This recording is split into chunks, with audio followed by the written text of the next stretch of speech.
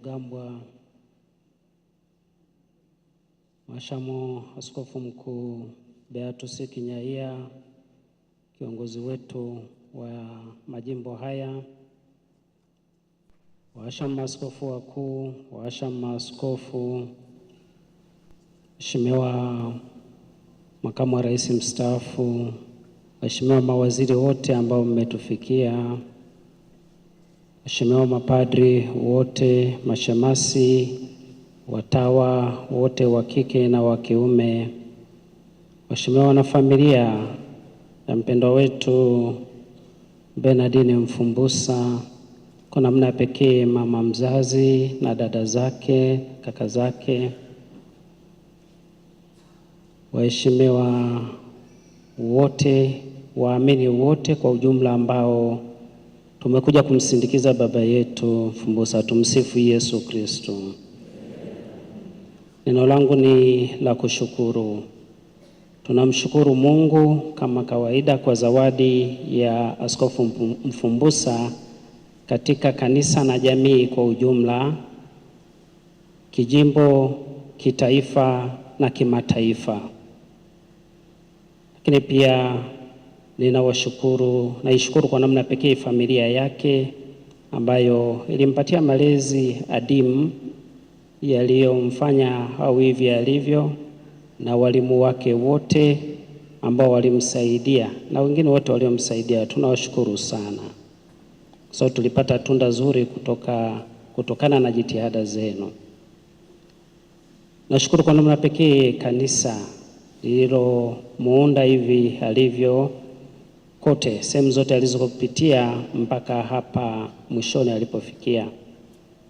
Na kwa namna pekee sana tumshukuru Baba Askofu Beatus Kinyaia ambaye tangu tarehe 14 ameendelea akifanya kazi kwa ushirikiano wa karibu kabisa na kuria hii ya Kondoa mpaka sasa.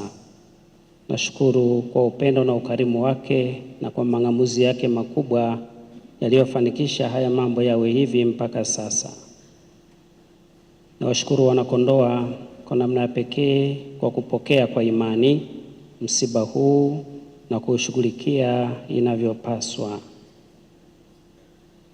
Na nishukuru kwa namna pekee Baba Mtakatifu kwa kupitia nunsio wetu alivyoona na kunuia kuwa anaweza kwa muda huu kulisimamia jimbo hili, tukiwa tunaendelea kuwaandaa wanajimbo na kanisa likiwa linaendelea kufanya utaratibu wake wa kupata mchungaji wao katika jimbo la Kondoa.